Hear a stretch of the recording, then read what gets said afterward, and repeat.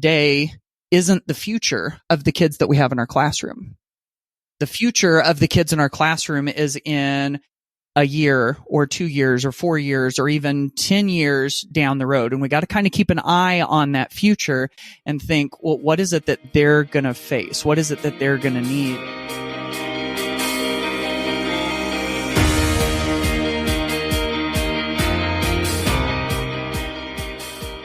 Hello, everyone. Welcome to The Optimalist, a podcast where we have set out to explore the optimal way to educate in the age of AI.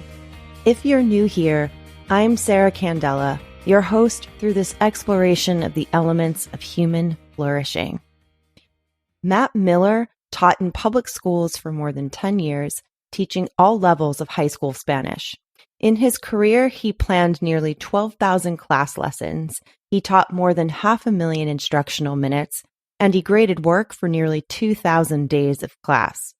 He is an award-winning author of 6 books, a Google-certified innovator and Microsoft and education expert, and was named the 2023-24 Top 100 Influencer in EdTech by EdTech Digest. His Ditch That Textbook blog encourages tens of thousands of educators in more than 100 countries to use technology and creative ideas in teaching. Today, Matt and I discuss the future of school and classwork with artificial intelligence, the important parts of being human that we have to hold on to as AI stretches forward, and how all of us have the power to mold our experiences through relationships, communication, and technology. We just need to support each other through this time of extreme change and embrace our ability to be adaptable. All of this and more on today's Optimalist. A lot of what I'm thinking about and talking about and creating and writing about right now is about AI, generative AI and its place in the classroom and in education and all of that stuff. And, you talked about the inspiration behind it. It's just like what you mentioned before, like almost a year ago to the date, ChatGPT came out, and it was this first kind of like friendly, conversational, human-like face on artificial intelligence.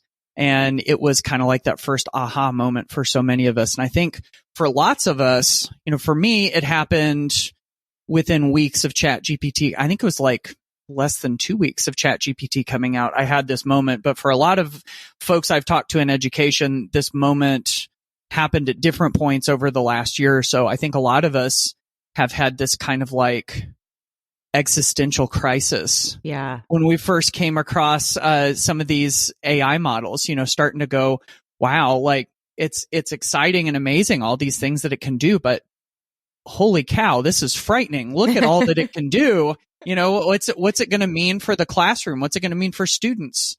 Are kids going to use this to cheat? Are adults going to use this to cheat? Yeah, that's the other question. Mm-hmm. And then the bigger question, of course, with all that is, what is cheating? And should we even, should we see some of the things that we see as cheating? And then, of course, you spiral into the, well, what is this going to do for school and for classwork? And you go a little further than that and you go, well, what does this mean for humanity? What does this mean for us as humans? How's it going to change the way that we live our life in 5 years, 10 years, 15 years? Like, what does this mean for my kids? I've got kids that are in middle school and high school right now. What does it mean for my future grandchildren? Like, what's their life going to be like because of all of this? I mean, by the time my grandchildren come around, AI is going to be so much more advanced and so much smarter than humans that it's just going to be kind of like a whole different world in a way. And so what I'm doing right now is I'm really trying as best as I can to translate artificial intelligence for teachers. That's really what I'm trying to do. I'm trying to help them understand kind of like what it is and what it does. And in this current sort of like rudimentary stage of artificial intelligence, which is crazy to say because, AI was sort of like developed decades and decades ago. I can't remember exactly where it was, but it was like I want to say in like the 50s or something like that. Some of those, original computer scientists started thinking about it, and it's kind of crept along slowly. But really, in the next few years, we'll look back on what we have today and think that it's rudimentary. I mean, it's kind of like, this is kind of like MySpace. It's kind of like the Commodore 64, it's like the Atari of technologies that we're going to see with AI. So I'm really just trying to help teachers understand like what it can do for us right now. Cause right now, in the iteration that we have right now, AI is serving humans. AI is getting to the point where in some tasks it's as smart as humans. In some tasks it's still not. But it still does what we ask it to, and we still train it, and it still needs us. But what I'm really, really fascinated about is starting to think about, and it's scary for a lot of people to think about. And I'm kind of like walking into it with some trepidation, but also trying to keep my eyes wide open just to help other people and to help myself. But it's like, what will it look like when AI becomes a lot smarter than us? What will it look like when AI is so smart that it doesn't need humans anymore? And of course, coming from education, I'm trying to figure out like, what does school look like?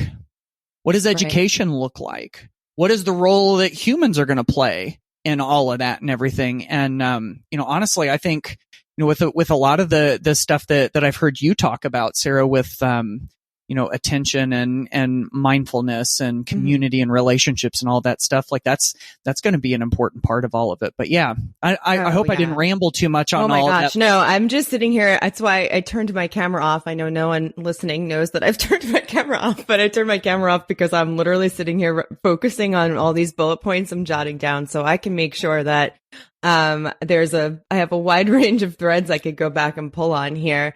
But I did want to go back and comment, first of all, we could have this conversation next November and do a same thing. Like, let's do a retrospective of where we were last year, and we could be laughing at ourselves. Like, that's what we thought.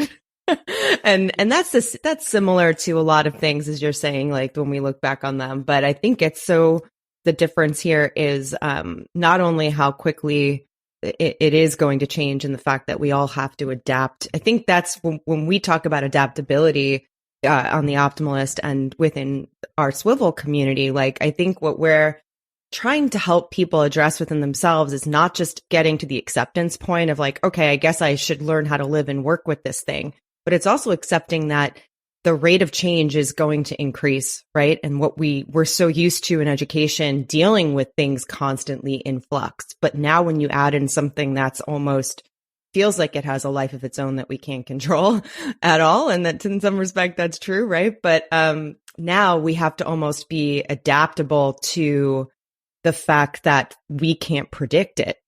Like there's a whole other level of what we have to be kind of ready for. And that requires us to take on a new level of what it means to be an active, like human being. And then the other thing I wanted to go just to mention about what you said regarding human beings, like I love what you were saying about how your, the trajectory of your thoughts about like, you're thinking about it in terms of schools and educations and kids and then adults, and then widening the scope to thinking about all humanity. And that when you said that like just a light bulb went off in my brain, because it reminds me of what I'm thinking about so much. Something that I'm actually enjoying right now and thinking about is how I'm able to now, even in just the context of this podcast alone, start to bring in people that maybe are a little outside of education, but they're dealing with the same thing.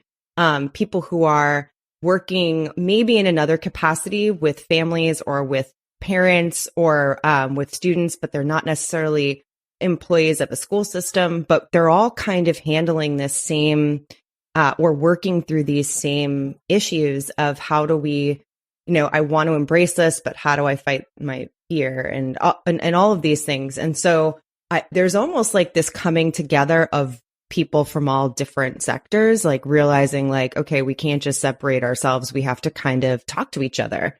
And not just sit alone over here. And the more we talk about it, the more we can figure out how to become a stronger body of humans, I guess. I don't know. Is this all kind of sound a little nuts? But that's kind of what I was thinking about as you were mentioning that.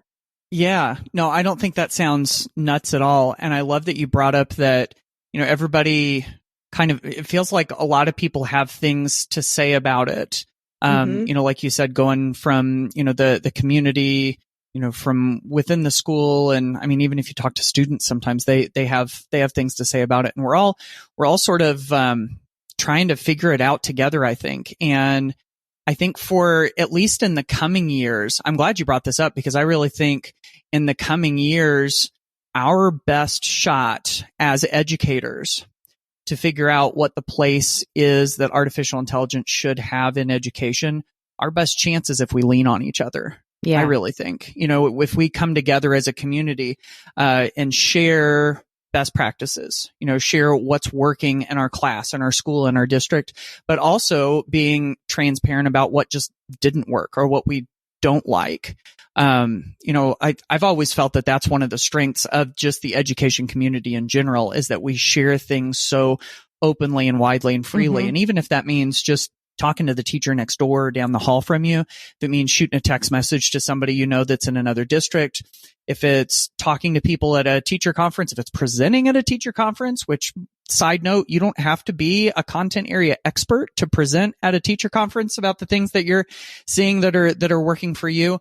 Sharing on social media, like all of that stuff. But then I think the other side of this too, and you alluded to this a little bit, Sarah, is that, everybody seems to have thoughts about this. And I think it's super interesting, kind of like you mentioned, to go outside of education to hear what people are saying. I know it's really easy. See, I know you and I are real big on Twitter.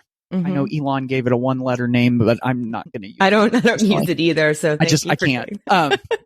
But on Twitter, it's so easy, and probably the same way in lots of social media platforms, it's so easy to get stuck in your circles. It seems like in these social media circles, especially in some of the, education circles that I'm in Twitter, it's starting to sound a little bit like an echo chamber. How like everybody's kind of saying the same thing. They're all saying, oh, look at this one tool. It uses artificial intelligence. Oh, you can ask ChatGPT for this one thing. And, oh, is this cheating? Is this not? It's like we're kind of having the same conversations, and they're all focused on what school looks like today. And I get that, because, there's still lots of folks that have to teach in class tomorrow and next week. And so it's a real felt important need. But it also has me wondering, kind of like, where are we going with all this? I mentioned all of this earlier, right? And so that's why I kind of like getting outside of some of these education circles. Like, for instance, I read the book Scary Smart by Mo Gadot, who used to work with artificial intelligence with Google. I'm listening to an audiobook by Mustafa Suleiman, who was involved in the Deep Mind project. And the book is called The Coming Wave. I had to look it up on my phone. And that's really fascinating too. And I think, it's good to focus in on the stuff that's going on right now and the felt needs of today and everything. But I think we also have to, and this is the tough thing about being an educator, always has been, is knowing that today isn't the future of the kids that we have in our classroom. Yeah. The future of the kids in our classroom is in a year or 2 years or 4 years or even 10 years down the road. And we got to kind of keep an eye on that future and think, well, what is it that they're going to face? What is it that they're going to need? And with the way that AI is changing right now, it's going to be so easy to lose track of that and keep focus on today, when in reality, we need to at least be trying to guess what are those kids going to need in the future and trying to provide them with it. Yeah. And I was going to go back and mention something you said about the importance of relationships, communication, and like maybe the role of community that we think is going to play in the future, because I see a lot of that. Even months ago, like at the beginning of the summer, there was some imprint of that. It didn't even have to do with education at all. Just everywhere that I would see people looking for or grasping for like opportunities now to do stuff in person. Of course, it's like you have that perfect storm of like post pandemic and then like intro of AI. And it's like, there's this scramble for in real life experiences, or like, we don't want to do XYZ only on Twitter anymore? Like, can we also do this offline? Like, can we start a local branch of this? Or like, I used to do this book club that met on Zoom twice a month, but I really can't look at Zoom anymore. And also I want to know you people. There's this become this sense of like, you know, being behind the screen all the time, even if they're people that you also know in real life, like, you know, it can give you a sense that you don't actually have real people in your life. Like, where are the people? Where are the human beings? And I think that there's this resurgence of language of like, how do I build community? There's a local community group that I belong to that meets at the beginning of every month, like right down the block from me. And I've been meeting up with them for a couple of months now. And I remember the first time I went, someone said, it's so weird that like people don't do this anymore. Why don't you find more groups of like 30 people meeting at a bar or meeting at a like where you don't see people meet with groups of people just to hang out. Like people have to have an event to go to. Like there's no, I don't know. I'm rambling now because I wanted to make sure I also brought up that I do see that, you know, that is something like, and I think that community in general and looking for people that really know and understand humans and what we need, I think that's going to be something that you're going to see a wild resurgence of in the next few years of just, you're going to need a break from AI. Like you need a break from it. And I think we feel that now, but, as I see more and more of that happening, I'm like, it's almost like an industry in itself, you know? Yeah. Oh, for sure. And, you know, tying a little bit back to that, topic I'm personally so fascinated with now is, you know, like as AI continues to grow and develop and everything, what will school and what will classwork look like? And I can very easily envision a scenario where, you know, if we start to see that the content part of school, I promise I'm getting around to what you were talking about with community. I'm sure. But what if the content part of school becomes less and less and less part of a teacher's job? Mm-hmm. And if we're able to do some of the tasks that took 100 teachers, and maybe we're able to do that with 20 teachers, and maybe it doesn't rely on a physical space in the same way. I mean, there's been talk already about the diminishing need for students' physical presence in school. We're already starting to see virtual academies and online school and you know, schools that are going to 4 days a week instead of 5. And, I can even see a future where I don't like the look of this future, but I could see a future where school buildings start to become empty, like shopping malls are becoming empty right now. Oh, yeah. You know, but then it also makes me realize, you know, as humans, we have that craving for community, just like you're saying. I promise I was going to come back to it. And so it makes me start to wonder, like, what if the role of the teacher starts to shift away from the end all be all of the content? You know, like the content is so at the root of what the traditional teacher is, well, at least was in previous years. And we identify with that, right? Especially in secondary school. Like when I tell people I was a teacher, I almost never say I taught high school. I always say I was a high school English teacher for 15 years, you know? You identify with that as part of your personality. Yeah.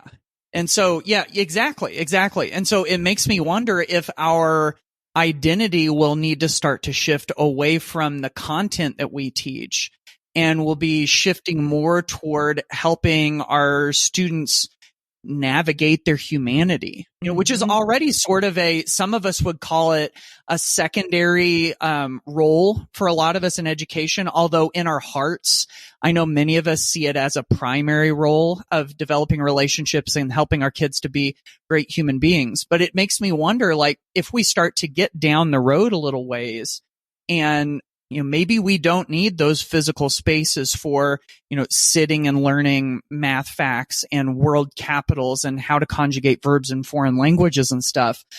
Maybe those spaces become sort of like social areas and community areas. And maybe the school starts to become, you know, in its physical nature, more of a gathering place and a community place and a place where we get, you know, connected and share ideas and stuff as humans, because we won't need the physical space for it the same way. You go all the way back to the the one room schoolhouse, you know, and it's like all of the information was stored inside that one teacher's brain. And it was that one teacher's job to get all of that out to the kids. And now we're going in an opposite direction of it. And, you know, maybe that's one of the big shifts that we make. So I don't know about you, but when I look in my crystal ball and try to envision the future, I see us clinging to our humanity through community. And that wouldn't be the worst direction, I don't think, that schools could go.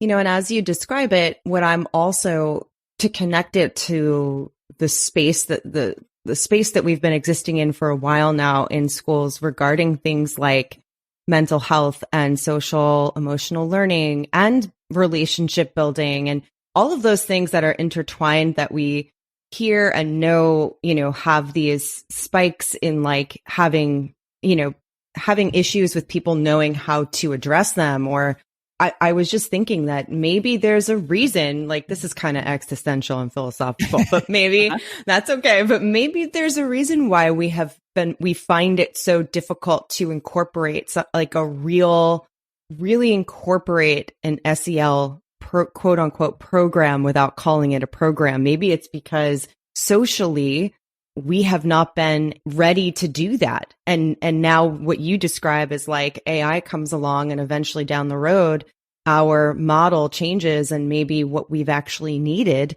is for there to no longer be a reason to say stuff like, we don't have time for XYZ, or we just really don't because the content is king.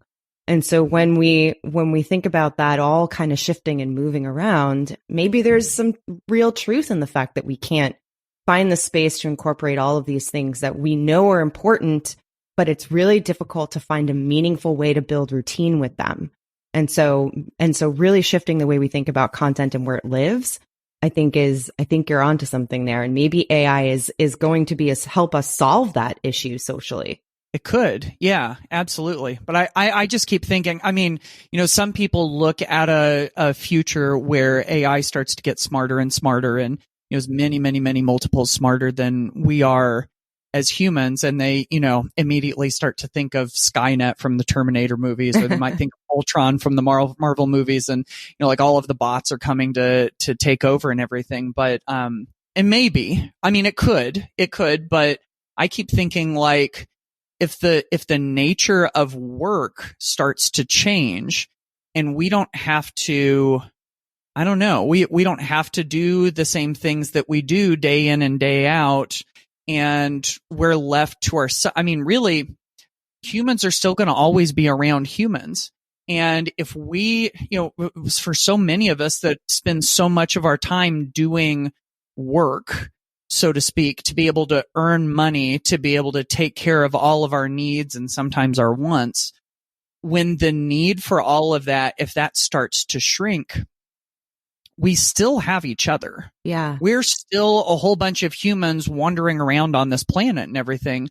And so if the need for the work starts to become less and less, I mean, you think about the purpose of school. If the purpose of school for so many years has been to prepare us for the workforce, it depends on who you ask. Some people might say that that's not our main, you know, highest goal, but a lot of people, you know, we have all of this, you know, like career and future ready type stuff.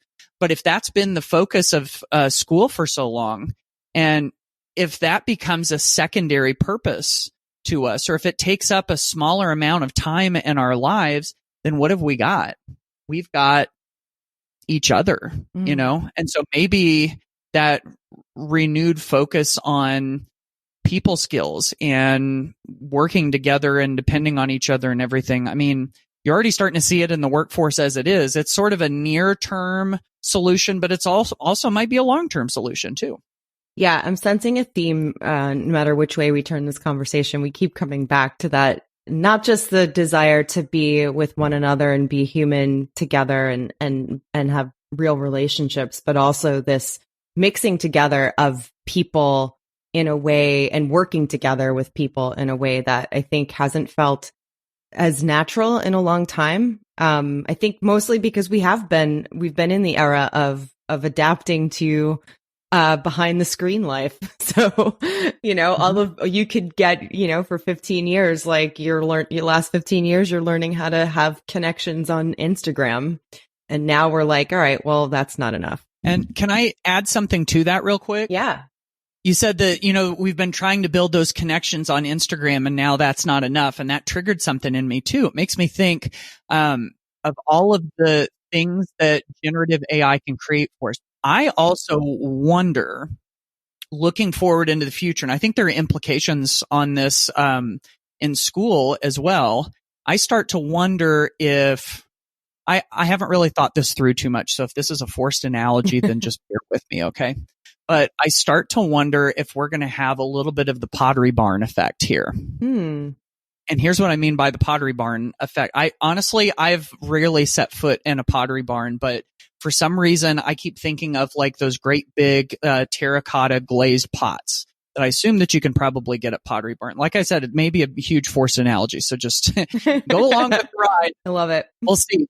But if that's the case, there are probably in each store dozens, if not maybe hundreds, of pre-created manufactured terracotta pots just like that. And if you go to all of the different stores, there's probably thousands and thousands and thousands of them that you can get that look all exactly the same because it's manufactured by a machine, right? And after a while, some of us, I mean, sometimes you got to go to Pottery Barn and you got to buy something and it works and it's cheap and it looks like everybody else's, but who cares, Right. Might make this comparison to like Walmart clothes. I don't know. Anyway, but at some point, some of us are like, I'm sick of this. It's the same old thing everywhere that I go. This stuff all looks the same. I want something made by hand. I want something made by a human. And if it's not perfectly perfect, I don't care.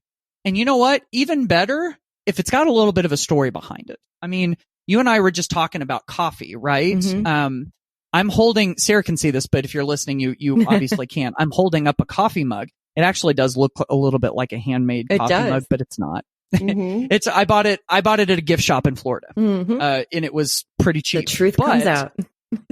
Right. Yeah. But this coffee mug right here does not really have a story, but I do have coffee mugs that do. I've got a couple of friends who make pottery and I've bought their coffee mugs at a significant price markup over this coffee mug that I just showed you, Sarah.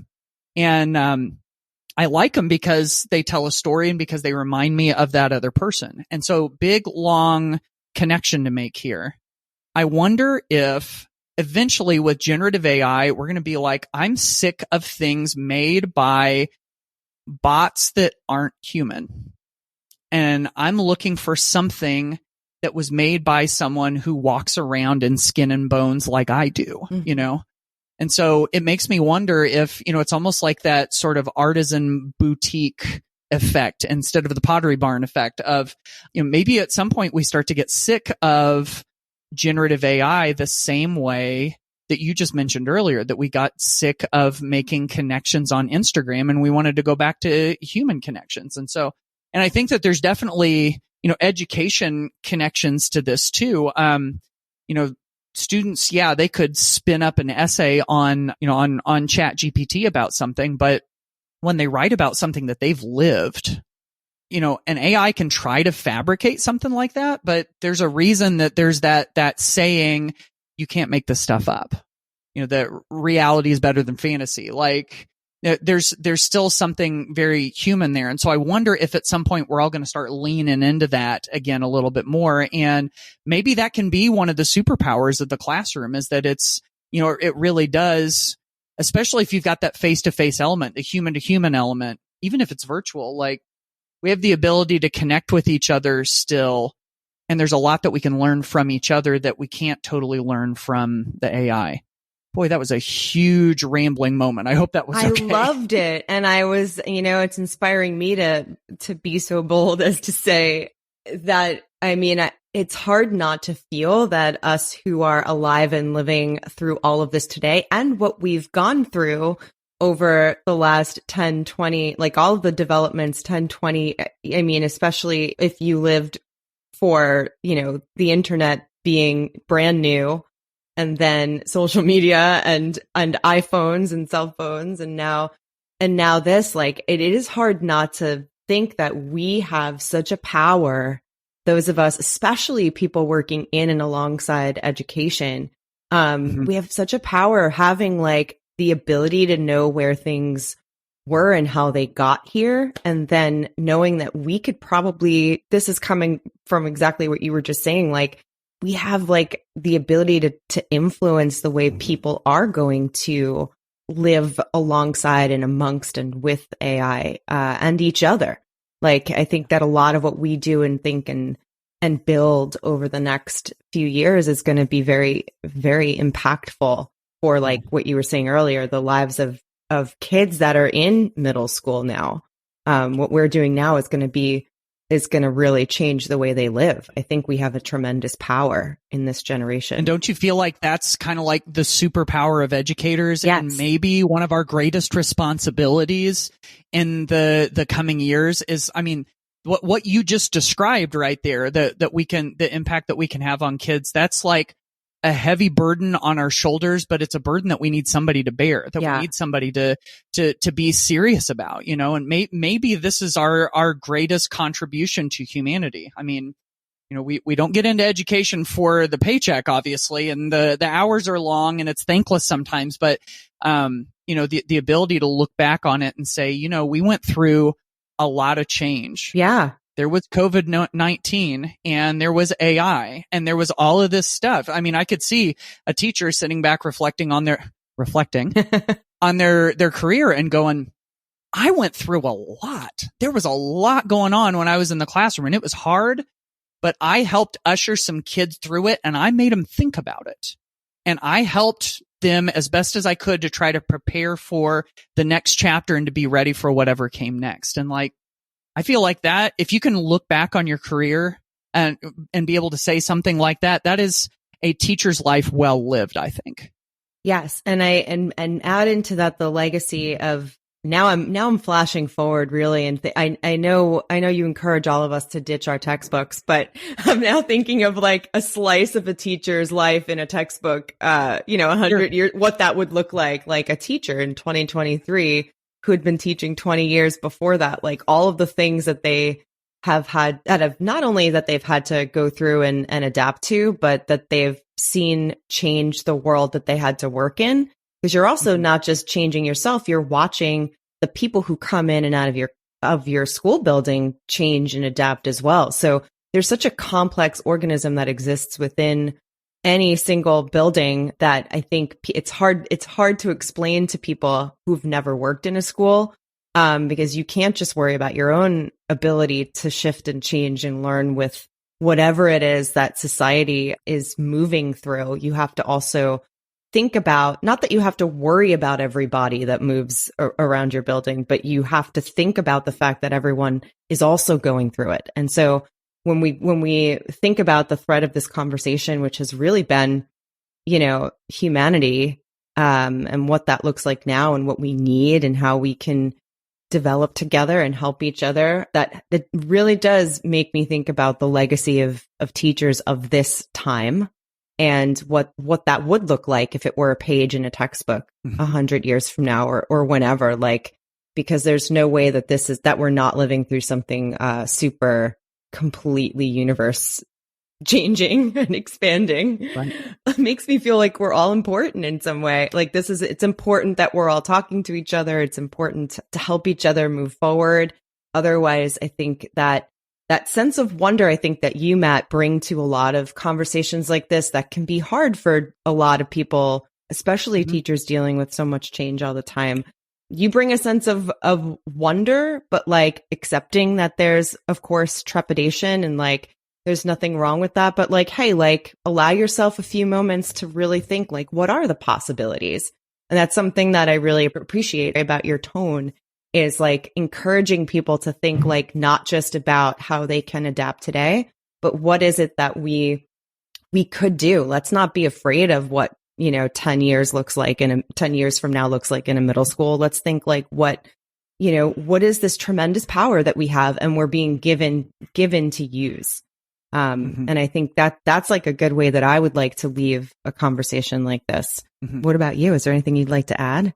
No, I think that the folks that are willing to, step into that space and kind of like fill the gap between where we are and where we're going in service of kids. It's a very selfless one and also a very noble one, I think, when you try to, I have this picture in my mind, sort of a silly caricaturish picture of somebody with their arms reached from one side of a ravine to the other, and they become kind of like the bridge, and it's hard and it hurts, and kids are going to walk across that bridge, but they do it in service of them. And I think the teachers that are willing to be that bridge, that are willing to help kids get from where they are now to where they need to be to survive and thrive, I have the utmost respect for you. And I hope that as if you're one of those people, as you go forward, I hope you understand that you'll make mistakes doing it. We can't see the future, but we have to try. And so, mistakes are going to be a big part of it. And I think our best bet is to try things, learn from it, share what you can, and just continue to move forward. Because maybe the worst thing that we could do is just stay where we are in fear of making those mistakes, So yeah, I have the utmost respect for anybody who's willing to consider these conversations. Yeah, so do I. I echo everything that Matt just said. Before we do completely close out, just a couple of things that we like to ask of our guests before we say goodbye at the end of an episode of The Optimalist. But maybe we could start by having you tell us a couple of things. Maybe if you want, you could say no, but I have a feeling that you won't. But a couple of things that maybe you are consuming these days that may or may not have an influence on your work. They don't have to be professional, but is there anything that you're reading or listening to or watching that you would recommend for any reason? It could be even just for relief from all of this. Yeah. So related to our conversations about artificial intelligence, I've been really fascinated by reading posts on Twitter by Ethan Mollick, Mollick. Ethan Mollick is a professor, I believe, at the Wharton School. I think it's at the University of Pennsylvania. Yeah. Don't be mad at me if I got that part wrong, but I follow him, and anytime I see something come through my feed that's from him, he's thinking a lot about the place of artificial intelligence in education, and everything he says, I have found is spot on. In fact, I've sought out some podcasts where he's been a guest and people have interviewed him, and all of that has been really good. So zooming away from artificial intelligence just a little bit, there's another book I've been starting to listen to on audiobook called Scarcity Brain by Michael Easter. I just stumbled upon it in Spotify, so I'll be interested to see. But the beginning of it has me really thinking about, a lot of the places where I wrestle with scarcity in my life. Like, for instance, with time, I've always tried to kind of like battle staying healthy and eating and balancing calories and stuff. And I find, I always get into that scarcity brain of, am I going to be hungry if I don't eat right now? Just like little things like that. And then the last thing I've been consuming a lot of recently, judge if you want, I don't care. It is November 15th while we're recording this, and I've been listening to Christmas music. And how early did you start? That's the real question we all want to know. Maybe a week ago. Like it's been ongoing. I think my wife loves Christmas music more than I do, so it was kind of on already, but I didn't. I did already, I will say, and I think this might be a first for me. I did already see 2 Christmas trees. One of them when I was walking my dogs. I wouldn't have noticed it in the daytime, but I was on my evening walk with them, so it was already dark. And the block right behind me across the street, I saw an apartment on the top floor, had all its lights out, and their tree was up and lit. And I was like, wow, it's a Christmas tree. And then I saw one on Twitter this morning. Someone had shared a picture of a book that they just got in the back, there was just their hands holding the book, but in the back was a silhouette of a Christmas tree. I was like, wow. That's like the earliest I've ever seen it. But you know what that is? And we like to poke fun at, like, you know, for years now, like the earlier and earlier that people start to latch onto Christmas. But that's all of that humanity stuff. It all goes back to, we latch onto these traditions because we don't have them in any other. This is the biggest, you know, this is the time of year where we have all of those patterns and things that, you know, we know our ancestors did, or whatever the case may be in your individual experience. But there's a bit of like real life comfort in all of that stuff. It's the most tangible time of the year, right? Yes. And then we just would like to ask you to let people know where they can find you. Oh, yeah. So best place to go is the Ditch That Textbook website. That's where I've been sharing practical teaching ideas for more than 10 years at this point. You can find all of my social media links and everything there. In fact, I've got a email newsletter that we send out 3 times a week with practical teaching ideas in your inbox that you can use in class tomorrow. And the easiest way to join that is just to go to ditchthattextbook.com/join. And we'd love to have you there. That's where I share all of my best stuff first. So, that's probably the best place to get connected with me. Cool. And on Twitter, are you mostly a Twitter guy? You're not really. Mm-hmm. Yeah, mostly a Twitter guy. Yeah. On Twitter, I'm at Matt Miller. That's the letter J, Matt with 2 T's, Miller. Cool. Well, that is, I mean, we could probably talk another hour about humans, and then people would be like, I'm turning this off. But that's the nature of what I love about doing the show. We could just snowball it into whatever it becomes and then bring it back to where we need it to be. So thanks so much for stopping by my make-believe coffee studio today, Matt. And I brought the coffee too. How about that? Thanks to Matt Miller for joining me in the studio for this fun, exploratory, helpful conversation. His approach to thinking and talking about the future is one that all of us would benefit from embracing a bit more. And I think it's a really healthy way to take advantage of what we have and can do in the present to make our lives better, but also consistently and constantly being aware of what we have to look towards. Anyway, such a great time, and I hope everyone out there enjoyed it as well.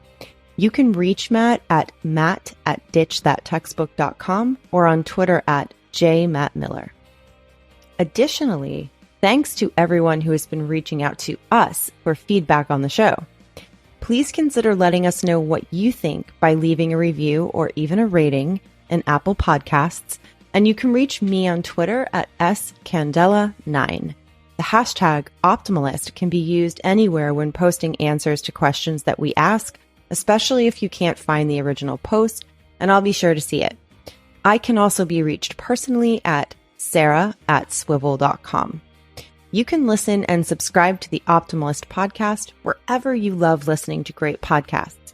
New episodes are released every Wednesday, and links to all of these resources are available in the show notes. The Optimalist podcast is brought to you by Swivel. At Swivel, we understand that the biggest challenge in education is the rate of change.